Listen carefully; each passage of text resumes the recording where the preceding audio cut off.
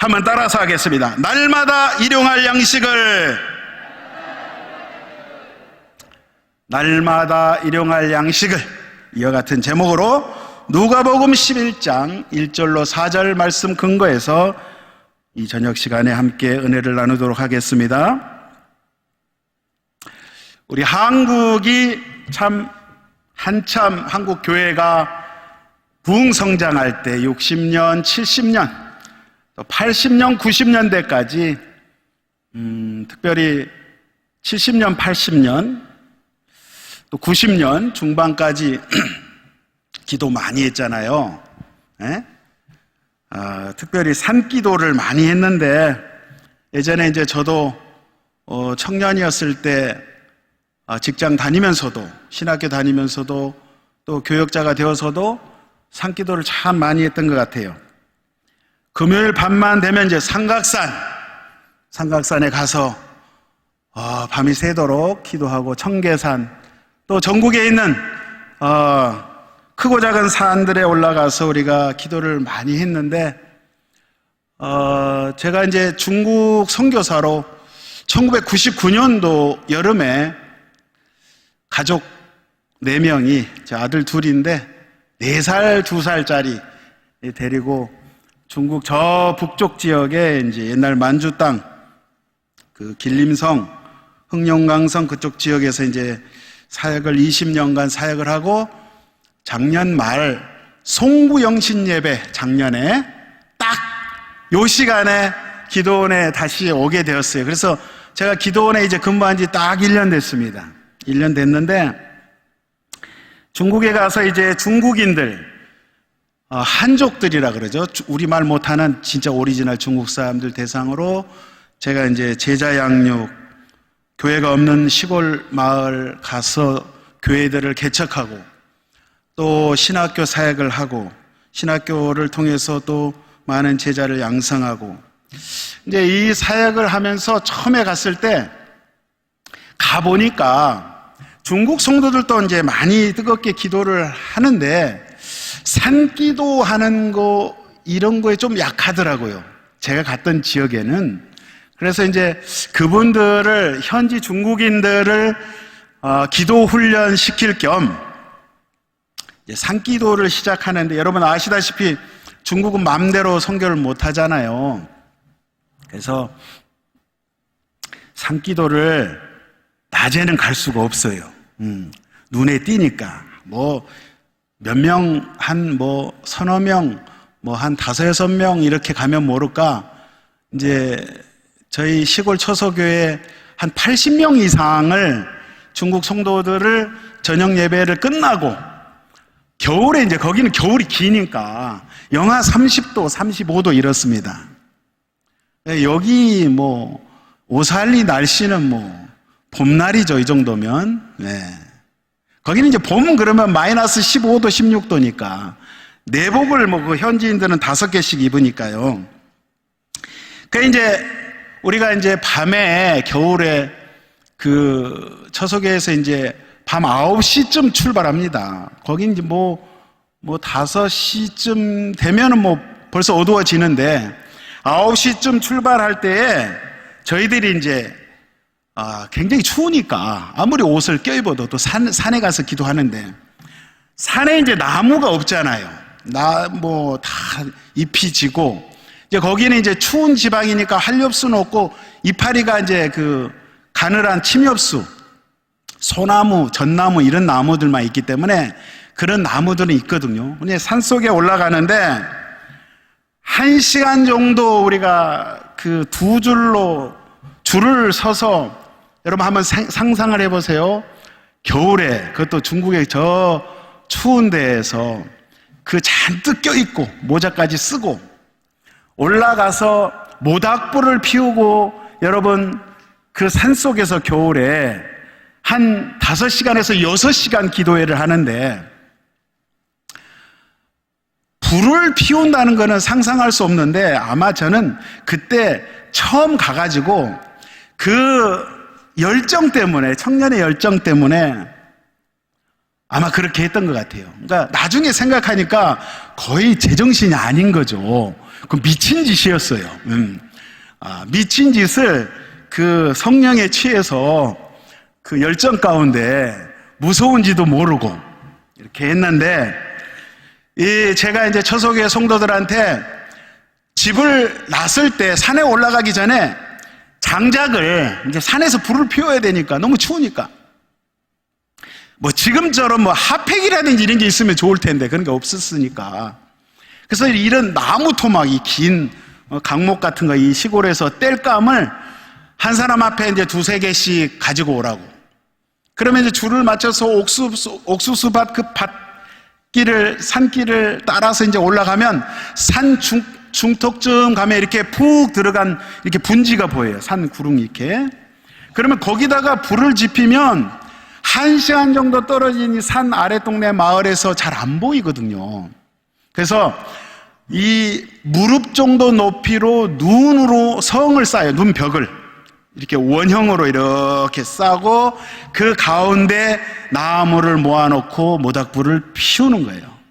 그렇게 해서 한 5시간, 6시간 우리가 산에서 마음껏, 뭐 거기는 공항국이 올 수도 없고 뭐 누가 신고하지 않으면, 그때는 뭐 핸드폰도 잘 안 됐으니까 뭐 종교국에서 올 수도 없고, 그래서 그런 사역을 겁없이 한 3년 동안을 했어요.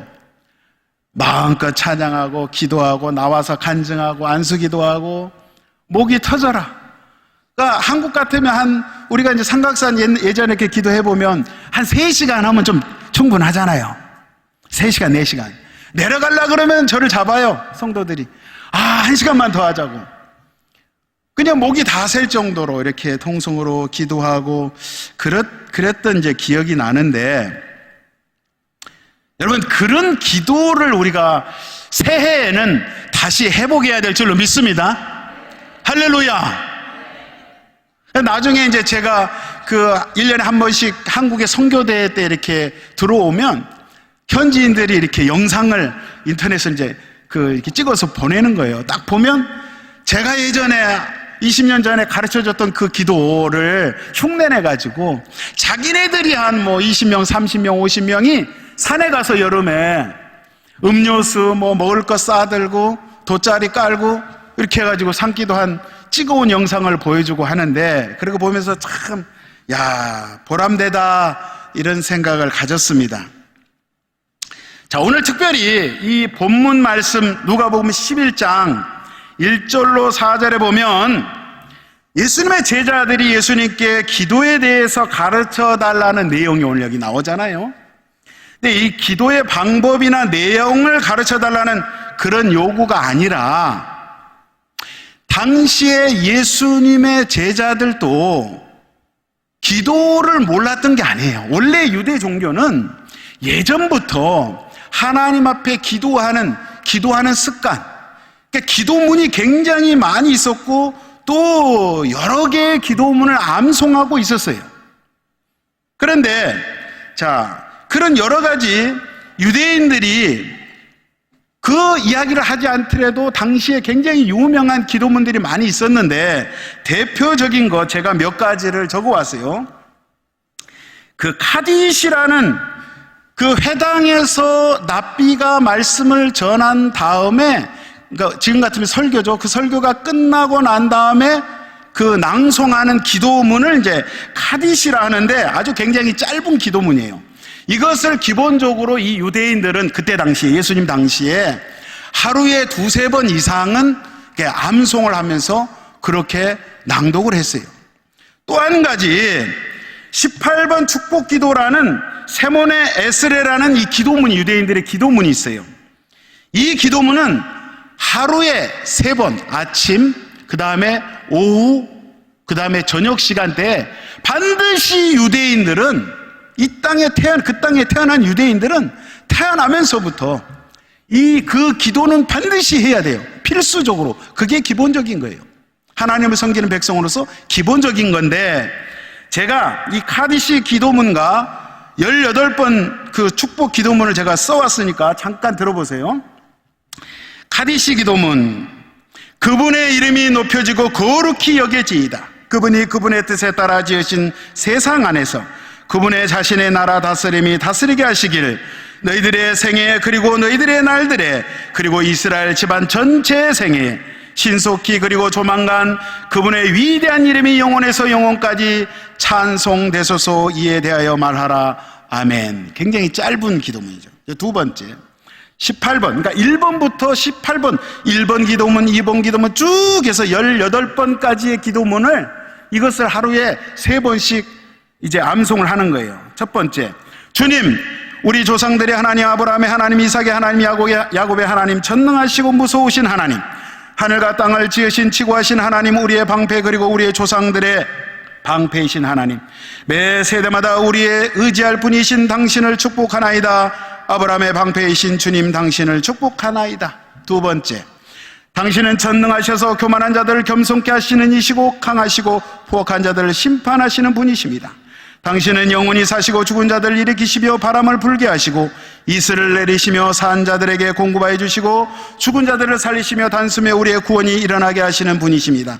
죽은 자들을 살리시는 주님 당신을 축복합니다. 이게 두 번째고, 쭉 내려와서 마지막 18번째는 뭐라고 되어 있냐면, 당신의 백성 이스라엘 당신의 도성 당신의 기업에 당신의 평화를 가져오소서. 그리고 우리 모두를 함께 축복하소서. 평화를 이루시는 주님 당신을 축복합니다. 그러니까 유대인들은요, 의무적으로 이 사람들이 이렇게 매일같이 기도문을 낭송하고 있었고, 예수님의 제자들 역시 그거를 잘 알았던 사람들이에요. 그런데 오늘 예수님의 제자들이 이야기하잖아요. 기도를 가르쳐달라. 그러니까 당시에 하나의 이제 신앙 고백서와 같은 어떤 사명 선언문과 같은 그런 의미로서 이 사람들이 그 기도문, 뭔가 특색 있는 그러한 기도문을 예수님께 요구한 거예요. 바리새파도 그렇고 사두개파도 그렇고 헬로 땅도 그렇고 당시에 세례 요한, 침례 요한파도 그렇고 SNF파도 그렇고 이런 사람들이 각자가 그런 기도문을 가지고 있었기 때문에 오늘 예수님의 제자들도 예수님, 우리가 나사렛 예수님을 우리가 따르는데 우리도 뭔가 좀 뭔가 색다르게 우리 색깔을 낼 수 있는 그러한 기도문이 있어야 되지 않습니까? 라고 제의를 했어요.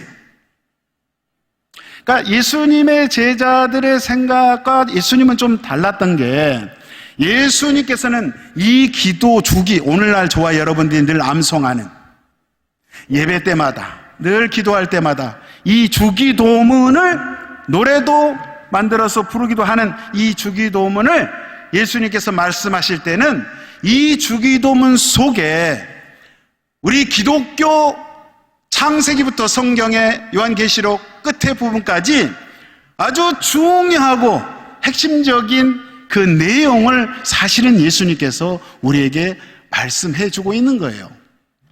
여러분, 이런 말이 있습니다. 나의 품속에 가지고 있는 나의 가장 깊은 소원이 내가 누구인가를 정의한다. 이게 뭔 말이냐면, 내가 지금 무엇을 추구하고 있으며 무엇을 가장 소원하고 있는가, 내가 바라고 있는 게 무엇인가, 그것으로 그 사람, 한 사람의 정체성을 확인할 수 있다는 거예요. 쉬운 말로 말하면 그 사람이 기도하는 그 사람의 기도 내용을 우리가 들어볼 때에 그 사람의 생각, 그 사람의 사상, 그 사람의 신앙, 그 사람의 영적인 상태, 그 사람의 세계관, 그러한 것을 우리가 알 수 있다는 거예요. 그러니까 우리가 기도할 때 그 사람이 기도를 어떤 내용으로 어떤 모습으로 하느냐에 따라서 그 사람의 영적인 수준, 그것을 우리가 확인할 수가 있는데, 예수님께서는 이 예수님이 직접 가르쳐 주신 주기도문 이 내용 안에 주님의 깊은 뜻이 담겨 있다는 사실이에요. 어떤 목사님께서 이 주기도문 내용을 아주 구체적으로 좀 양을 늘려가지고 번역한 내용이 있는데 제가 한번 읽어볼 테니까 그 의미를 한번 잘 생각해 보세요. 우리 성도는 하늘에 계신 하나님을 아버지라 부를 수 있는 자들이며, 우리 때문에 모독을 당하고 있는 하나님의 이름은 반드시 거룩하게 찬양을 받게 될 것이며, 하나님의 통치가 온전히 일어나는 하나님 나라가 완성이 될 것이고, 하늘에서 이미 이루어진 하나님의 뜻이 이 세상에서 온전히 성취가 될 것이며, 우리에게 하늘에 만나이신 예수님을 양식으로 주셔서 죄와 허물로 죽어있던 우리를 살려내신 하나님께서 다른 세상의 양식들을 모두 쳐내시고 오직 예수라는 양식으로만 배부른 자들로 만들어내실 것이고, 율법에 의해 형벌을 가해야 하는 율법의 시대가 가고 예수님의 십자가로 인한 은혜의 시대가 와서 우리가 우리에게 죄 지은 자를 율법으로 정죄하지 않을 수 있는 그러한 하나님의 나라가 이미 왔으며 가시적으로도 완성이 될 것이고, 선악과라는 시험, 즉 시험 기간이 완전히 끝나고 생명나무만 있는 새 하늘과 새 땅이 곧 도래할 것이고, 나라와 권세와 영광이 모두 아버지께만 돌려지는 그러한 완벽한 하나님의 나라가 올 것이며, 그 나라에서 하나님과 영원히 살 자들이 바로 우리 성도인데, 그 모든 것이 하늘의 양식으로 우리에게 오신 예수 그리스도의 십자가에서 영적으로 모두 이루어졌습니다. 할렐루야! 아멘이 딱 나와야죠. 우리가 날마다 고백하고 암송하는 이 주기도문의 내용이 방금 읽은 제가 살점을 붙인 그 내용인 의미를 아시겠죠? 네, 그 뜻인 거예요. 근데 여기 주기도문을 우리가 이렇게 쭉 분석해 보면, 여러분 조금 어려울 수 있지만 잘 의미만, 뜻만 살피면 됩니다. 아시겠죠? 이 주기도문의 원래 헬라어를 보면 동사 전부가 부정과거 시제를 쓰고 있어요. 근데 이 부정과거 시제는 과거에 이미 일어나 버린 그런 이례적인 사건을 가리키는 것인데, 여기에 부정과거가 명령형으로 쓰여버리면 어떻게 되냐면 과거의 의미, 그리고 지금 현재의 의미, 그리고 앞으로 장래, 종말론적인 그 의미를 전체 포괄하고 있다는 거예요. 그러니까 다시 말씀을 드리면, 예를 들어서 우리가 나라의 임하오시며 라고 기도할 때 그 안에는 그 나라는 이미 임했으며 임하고 있으며 반드시 임할 것이라는 이런 모든 뜻을 포함하고 있다는 사실이에요. 아시겠어요? 그러면 주기도문을 우리가 면밀히 보면 오늘 7개로 크게 우리가 구체적으로 나눌 수가 있는데, 첫 번째 잘 보세요. 이름이 거룩히 여김을 받으시오며, 두 번째 나라에 임하옵시며, 세 번째 뜻이 하늘에서 이룬 것 같이 땅에서도 이루어지이다. 이게 세 가지로 머리로 생각해 보세요. 네 번째가 오늘 우리에게 일용할 양식을 주옵시고인데, 이 네 번째를 주목하세요. 자, 다섯 번째, 여섯 번째, 일곱 번째, 우리가 우리에게 죄 지은 자를 사해 준 것 같이 우리 죄를 사여 주옵시고, 여섯 번째, 우리를 시험에 들게 하지 마옵시고, 일곱 번째, 다만 악에서 구하옵소서. 첫 번째하고 일곱 번째가 한 쌍이에요. 두 번째하고 여섯 번째가 한 쌍이고, 세 번째하고 다섯 번째가 한 쌍인데, 여러분, 이 우리나라 말하고 달리 이 히브리나 헬라어의 개념에 뭐가 있냐면, 이 뭐라 그럴까, 그 수미 쌍관법이라고, 이 문법적으로 이렇게 그 문장을 볼 때 머리와 앞부분 머리와 뒷부분 맨 꼬리 부분을 같이 연관해 가지고 이것을 해석하는 게 있어요. 그러니까 마치 우리가 샌드위치 빵이 있죠. 빵과 빵 사이에 여러 가지를 넣잖아요. 딱 그런 원리예요. 그러면 오늘 중요한 것은 주기도문 이 일곱 문장 중에 다 짝이 있는데 가운데 하나 남는 게 있어요. 네 번째, 오늘날 우리에게 일용할 양식을 주옵시고, 이게 하나 남는다 이 말이에요. 그러면 여기에서 우리가 이 말 그대로 기도할 때 오늘날 우리에게 일용할 양식을 주옵소서, 이 말을 그대로, 한국말 그대로 우리가 이해를 한다면 하나님 아버지 오늘도 우리에게 먹을 양식을 주옵소서, 이렇게 이해를 할 수 있을 거 아니에요. 그러면 예수님께서 많은 기도문 가운데 지금 가장 중요한 말씀이 뭐 다 중요하지만 요 네 번째 가운데 토막에 있는 우리에게 일용할 양식, 그러면 이 일용할 양식 물론 먹고 사는 거 중요하죠. 그러나 이 안에 담겨진 말의 뜻이 과연 빵만을 먹고 사는 밥만을 이야기한 것인가? 그것이 아니라는 거예요. 그러니까 우리가 이 땅에 먹고 살 양식에 관한 기도가 아니라는 사실이에요. 여러분 아시겠어요? 그러니까 마태복음을 보면 똑같이 주기도문이 나오는데 오늘날 우리에게 일용할 양식을 주옵시고라는 이 말씀 밑에 무슨 말씀이 있냐면 마태복음 6장 25절 한번 보겠습니다. 들어보세요.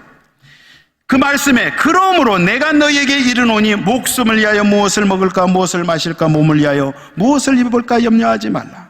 목숨이 음식보다 중하지 아니하며 몸이 의복보다 중하지 아니하냐.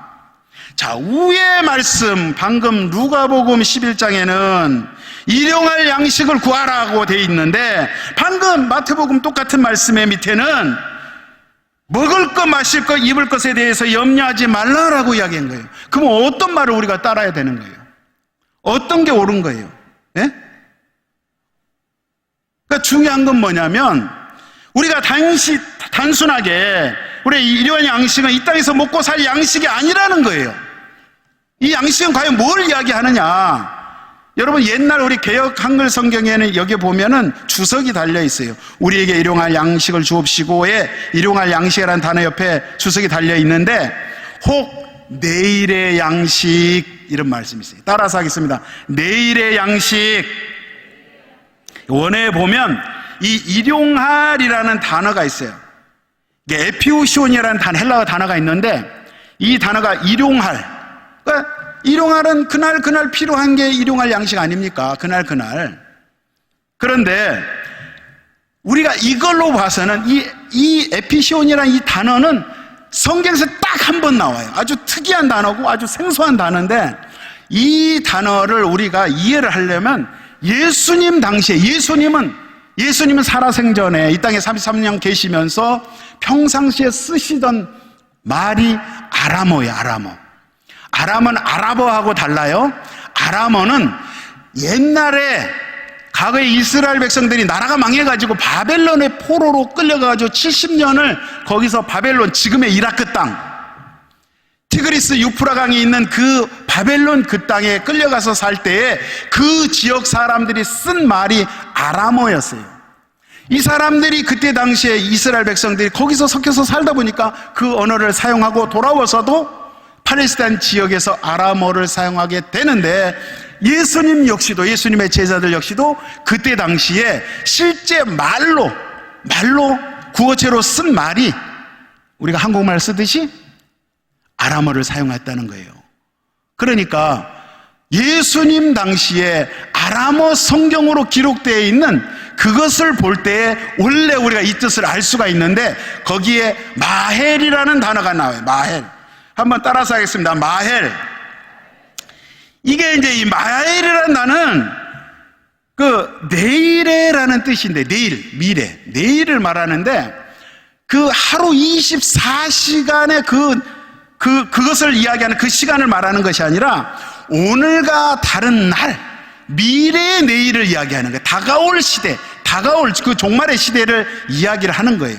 그러면 자, 성경에 보면요, 내일의 양식에 대해서 하나님께서 구약 성경에 출애굽 이후에 이스라엘 백성들에게 분명히 말씀하신 사건이 있어요. 여러분, 구약의 광야에서 하나님께서 이스라엘 백성들에게 하늘 만나를 주신 사건이 있는데 여섯째 날에, 잘 들어보세요. 여섯째 날에는 일곱째 날이 안식일이잖아요. 안식일에는 움직이면 안 돼. 일하면 안 돼. 안식을 해야 돼. 안식에 하나님께서 그 안식의 참 의미를 알게 하시기 위해서 그것을 행위로서 이렇게 말씀하시고 규정하시고 행하게 하셨는데, 여섯째 날에는 일곱째 날에 먹을 양식을 미리 땡겨서 거두게 하셔서 그것을 먹게 하셨단 말이에요. 그러니까 여섯째 날에 다음 날 것까지 주신 거예요. 그러니까 내일의 양식까지를 주심으로 인해서 안식이 무엇인지 참 의미를 주님께서 가르쳐 주시면서 그 또한 언약에 대해서도 말씀하시는데, 그러니까 다시 말씀드리면 그 미래에, 다가올 미래에 주님께서 주시는 그 양식, 그러니까 다시 말씀드리면 영원히 사는 영생에 대해서 성경은 말씀을 하고 있는 거예요. 그러니까 오늘 우리에게 내일의 양식, 다가올 날의 양식을 주옵소서 이렇게 기도하라, 이 말씀이에요. 아시겠죠? 그러니까 우리 기독교는 예수님께서 우리에게 주기도문으로 말씀하신 것처럼 한마디 빵 쪼가리 그것만을 이야기하는 것이 아니라 그 안에, 그 말씀 안에 깊은 뜻이 있는 거예요. 그러니까 세상 종교와는 수준 차이가 나 엄청난 심오한 뜻을 가지고 있는 거예요. 그러니까 우리는 다가올 내일, 즉 하늘나라를 살게 될 하늘나라의 백성이라는 사실을 우리 주님께서 주기도문을 통해서 말씀하고자 하시는 거예요. 그러니까 우리는 이 땅에 살면서 저 하늘의 것으로 먹고 마시는 자들이라는 사실이에요. 아시겠어요? 여러분, 우리가 늘 천국을 이야기를 하는데, 천국, 예수 믿으면 당연히 천국 가지요. 그 말은 틀린 말은 아니에요. 그러나 여러분, 상식적으로 생각해 보세요. 내가 죽기 전에 지금 살아생전에 지금 사는 삶이 지옥 같은 삶인데, 그 사람의 삶이 내 마음에 천국이 없는데, 내 마음에 기쁨이 없고, 내 마음에 예수가 없고, 내 마음에 진리가 없고 생명이 없는데 어찌 그 사람이 천국 사람이라고 할 수가 있겠어요? 내가 비록 가진 건 없지만, 내가 비록 많이 배우진 않았지만, 내가 예수님으로 인해서, 주의 말씀으로 인해서 오늘 이 순간에 예수의 십자가로 인해서 내가 항상 기뻐하고 즐거워하고 하나님을 예배하고 찬양하고 얼마나 기쁜지, 얼마나 감사한지, 이것이 내 심령 가운데 천국을 이루고 있다면, 천국에 갈 필요가 없어요. 이미 천국은 가는 것이 아니라, 제가 늘 설교 때 이야기하지 않습니까? 천국은 내게 임하는 것이라고. 천국이 내게 다가오는 것이지 내가 가는 곳이 아니란 말이에요. 천국은 장소의 개념이 아니에요. 내가 죽어서 어디 가야지, 절대 그런 천국은 성경에 없습니다. 예수님이 말씀하신 천국은 너희 심령 안에 있다 그랬어요. 너희 안에. 그러니까 성경에서 이 샤마임, 히브리어의 하늘이라는 뜻은, 저 파란 하늘은요, 우주선을 타고 가면 저 파란 하늘은 안 보여요. 이 땅에서 쳐다보니까 저게 빛에 의해서 저렇게 파랗게 보일 뿐이지, 저 우주에 가면 파랗게 안 보여요. 저 하늘 포함해서 실질적인 그 샤마임, 천국이란 하나님의 나라의 이 천국, 한국말로 이 한문으로 천국, 하나님의 나라, 하나님의 왕국, 그 천국이라는 것은 히브리 말 그대로 하나님의 말씀이 계시는 곳, 즉 다시 말해서 하나님의 예수의 진리 말씀이 계시는 곳이 천국이에요. 그러면 진리의 말씀이 계시는 곳이 여러분의 마음인데, 그 마음에 예수의 진리의 말씀이 있다면 그것이 바로 천국이라 이 말이에요. 예수님께서 내 몸을 성전 삼아 성령께서 저와 여러분의 심령 가운데 거하고 계시는데, 그것이 바로 천국이라는 거예요. 그것이 성전이라는 거예요. 예수님이 구구절절히 말씀하셨어요. 그래서 오늘 여기 그 하늘의 양식에 대해서 주님이 말씀하시는데, 다가올 시대, 즉 영생을 위한 양식이 무엇인가? 바로 하늘의 떡, 하늘의 양식, 바로 우리 주 예수 그리스도, 그분을 말씀하시는 거예요. 요한복음 6장 27절과 48절 이하에 분명히 말씀을 하고 있습니다. 27절에 썩는 양식을 위하여 일하지 말고 영생하도록, 그러니까 다가올 시대에 필요한 있는 양식을 위하여 하라. 이 양식은 인자가 너희에게 주리니 인자는 아버지 하나님의 인치신 잔이라. 내가 곧 생명의 떡이로다. 너희 조상들은 광야에서 만나를 먹었어도 죽었거니와 이는 하늘로서 내려온 떡이니 사람으로 하여금 먹고 죽지 아니하게 하는 것이니라. 나는 하늘로서 내려온 산 떡이니 사람이 이 떡을 먹으면 영생하리라. 나의 줄 떡은 곧 세상의 생명을 위한 내 살이로다 하시니라. 아멘. 여기 보니까 떡이라고 번역된 헬라어 단어, 이러한 양식, 이 양식으로 번역된 이 단어가 똑같이 헬라의 아르토스라는 단어예요. 떡과 양식은 같은 단어예요.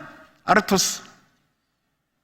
그러니까 예수님께서 오늘 주기도문을 통하여서 일용할 양식, 일용할 떡을 구하라고 하신 것은 바로 내일의 양식, 다가올 세대의 양식, 영생하는 양식으로 오신 우리 주 예수 그리스도를 구하라, 예수 그리스도를 구하라, 그 뜻이에요. 수준 낮게 무슨 빵을 구하라. 여러분, 우리에게 그것이 필요한 줄 주께서 아신다 이 말이에요. 여러분, 먹고 사는 문제 그렇게 연연하지 마세요. 여러분, 하루에 한 끼만 먹어도 살아요. 예, 굶겨 죽이지 않습니다, 우리 하나님께서.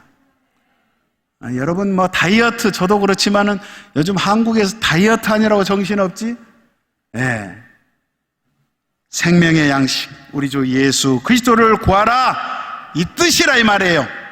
그래서 그 예수에 의해서 죄가 사해지고, 그 예수에 의해서 하나님의 나라가 완성되고, 그 예수에 의해서 하늘에서 뜻이 땅에서도 이루어지게 되는 그러한 것, 예수에 의해서, 예수님에 의해서 하나님의 공의가 채워지고 율법의 시대가 완전히 가버리고 우리에게 죄 지은 자를 율법의 형벌로 정죄하거나 심판하지 않고 용서할 수 있는 하나님의 은혜의 시대가 온 것이라는 거예요. 그 예수에 의해서 하나님의 이름이 거룩하게 돼 그렇게 회복된다는 것입니다. 그래서 이 주기도문, 아까 말씀드렸죠? 이 수미 쌍간 이제 문법적으로 그렇게 우리는 이야기하는데, 신학적으로 그 카이즘의 구조 가운데 내일의 양식 딱 가운데 그게 끼어 있잖아요. 내일의 떡, 이거를 지금 오늘 말씀하고 있는데, 주기도문의 핵심은 뭐냐? 다른 것 아니고 내일의 양식인 바로 우리 주 예수 그리스도를 말씀하고 있습니다. 종교개혁자 마틴 루터가 이런 말을 한 적이 있어요. 주님의 참된 기도 정신을 망각한 많은 사람들로 인해서 주의 기도가 최대의 순교자가 되었다. 이 말은 뭔 말이냐면, 주님께서 가르쳐 주신 기도의 내용과 그 정신을 잊지 말고 이것을 끊임없이 강구해야 된다, 이 말이에요.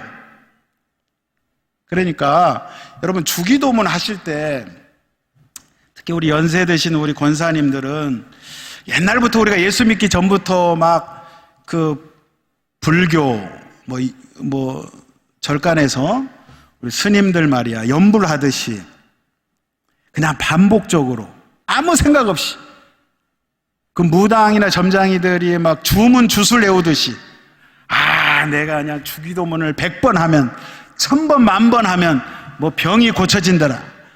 그거 그렇게 하지 마세요. 주기도문은 그거 하라고 돼 있는 게 아니에요. 그렇게 미신적으로 예수를 믿으시면 안 된다 이 말이에요. 마틴 루터가, 종교개혁자 마틴 루터가 구구절절히 오늘 이야기했지 않습니까? 주기도문의 참 의미가 무엇인지, 그리고 그 정신을 잘 계승하라고 이야기하는 거예요.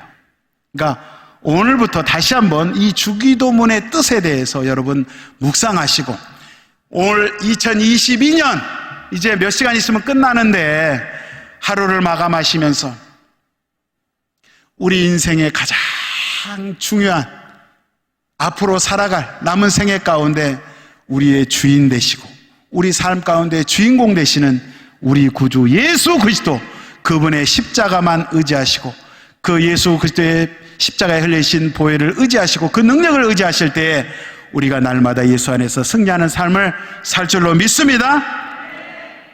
그래서 다른 것 다 없어도 좋아요. 오직 예수, 나의 구주 예수, 나의 생명의 주가 되신 그 예수, 그 예수님 한 분만으로 주여 나는 만족합니다. 내가 그분을 찬양합니다. 우리 가족이 그분을 찬양합니다. 그분을 섬깁니다. 주여 그분을 알게 하시니 너무너무 감사합니다. 고맙습니다. 그 마음 가지시고 새해에도 힘차게 힘있게 능력있게 자신감을 가지고 여러분 새롭게 출발하시기를 예수의 이름으로 축원드립니다. 기도합니다. 존귀하신 우리 아버지 은혜와 사랑을 감사합니다. 우리의 영원한 생명 양식으로 오신 예수 그리스도, 그분이 나의 주가 되셨음을 감사합니다. 그분과 일평생 동행하는 저희들 되길 원합니다. 아버지, 오늘 이 시간에 성령을 통하여 우리 심령 가운데 진리로 충만케 하여 주시고 예수님 없이는 우리가 결탄코 살 수 없음을 늘 고백하고 주와 늘 교제하고 소통하고 아버지와 함께 교제하며 살아갈 수 있는 믿음의 사람, 지혜의 사람들 될 수 있도록 인도하여 주시옵소서. 새해 더욱 주님 말씀을 붙잡고 나가길 원합니다. 주님 말씀 중심으로 살아가길 원합니다. 우리의 심령, 우리의 생각 전폭적으로 주장하여 주시옵소서. 감사하며 예수님의 이름으로 기도하옵나이다. 아멘.